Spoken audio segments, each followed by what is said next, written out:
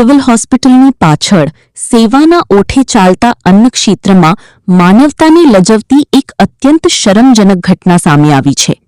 ભૂખ્યાને ભોજન કરાવવાના પવિત્ર હેતુથી ચાલતા આ સ્થળે સંચાલકોએ પોતાની અસલી અને ક્રૂર માનસિકતાનું પ્રદર્શન કર્યું છે. માત્ર જમવાનું પૂરું ન કરી શકવા જેવી સામાન્ય વાત પર એક 24 વર્ષના યુવાન પર 7 શખ્સોએ પાઇપ વડે હુમલો કરી તેને ગંભીર રીતે ઘાયલ કરી દીધો છે. આ ઘટનાએ સમગ્ર પંથકમાં ભારે રોષ જગાડ્યો છે અને ન્યાયતંત્ર સામે ગંભીર સવાલો ઊભા કર્યા છે.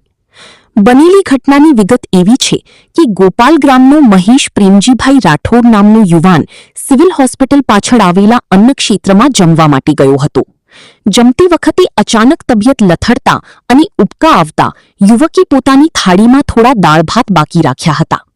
આ કોઈ ગુનો નથી, પરંતુ ત્યાં બેઠેલા સંચાલક ભરતભાઈ આચાર્યએ યુવકને રોકીને પરાણે જમવા અથવા દંડ ભરવા માટે દબાણ કર્યું હતું. લોકશાહીમાં આવી જોહુકમી કઈ રીતે ચલાવી શકાય? જ્યારે યુવકે દંડ પેટે 500ની નોટ કાઢી ત્યારે સંચાલકે તેની જ્ઞાતિ પૂછી હતી. યુવકે પોતાની જ્ઞાતિ જણાવતા જ સંચાલક અને તેના સાગરીતો ઉશ્કેરાઈ ગયા હતા અને જાણે પહેલેથી જ નક્કી હોય તેમ હુમલો કરી દીધો હતો. ભરતભાઈ આચાર્ય, કાળુભાઈ, હીરાભાઈ ખુમાણ, ચતુરભાઈ દાફડા સહિતના 7 શખ્સોએ એકસંપ થઈને નિસહાય યુવકને પ્લાસ્ટિકની પાઇપ વડે બેરહેમ માર માર્યો હતો. આ હુમલો એટલો ભયાનક હતો કે યુવકનો ડાબો હાથ ફ્રેક્ચર થઈ ગયો છે અને તેના શરીરે ગંભીર ઈજાઓ પહોંચી છે. સેવાના નામે ચાલતી આ સંસ્થાઓમાં શું હવે જ્ઞાતિ પૂછીને લોહી વહેવડાવવામાં આવશે? શું ગરીબ અને સામાન્ય માણસ માટે અન્નક્ષેત્રના દરવાજા હવે જોખમી બની ગયા છે? હાલમાં આ મામલે અમરેલી વિભાગના નાયબ પોલીસ અધિક્ષક ચિરાગ દેસાઈ તપાસ ચલાવી રહ્યા છે, પરંતુ સવાલ એ છે કે શું આ સેવાભાવી ગુંડાઓ સામે કડક કાર્યવાહી થશે? આ અહેવાલ ન્યાયતંત્ર સુધી એવો પડઘો પાડવો જોઈએ કે જેથી ભવિષ્યમાં કોઈ પણ સંચાલક સેવાની આડમાં આવી તાનાશાહી કરવાની હિંમત ન કરે. શું આ દેશમાં જમવાનું બાકી રાખવાની સજા હાડકા ભાંગવી છે? આ ઘટના માત્ર એક હુમલો નથી, પણ માનવતા અને કાયદાના શાસન પર લાગેલો એક મોટો ડાઘ છે.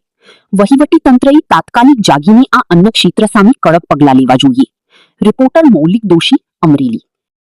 જાતિ સમાજના એક છોકરાને ધોળમાર મારી હાથ ભાંગી નાખવામાં આવેલ હતો. એ બાબતે કાલે છોકરો આ લોકોના માર મારવાથી એક્સપાયર એટલે કે મૃત્યુ પામ્યો છે. કાલ રાતના અમે ડેડ બોડી નહોતી લીધી.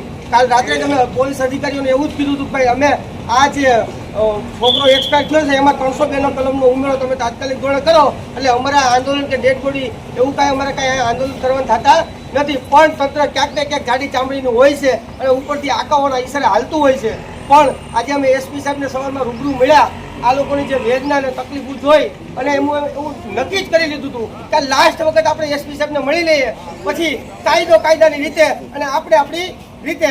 પણ એસપી સાહેબે માનવતા દાખવી અને આજે 109 એટલે કે 302ની કલમનો ઉમેરો કરવાનું કોર્ટની અંદર પ્રોસેસ ચાલુ કરશે અને 1 કલાકની અંદર પ્રોસેસ કરી અમને રિપોર્ટ આપશે.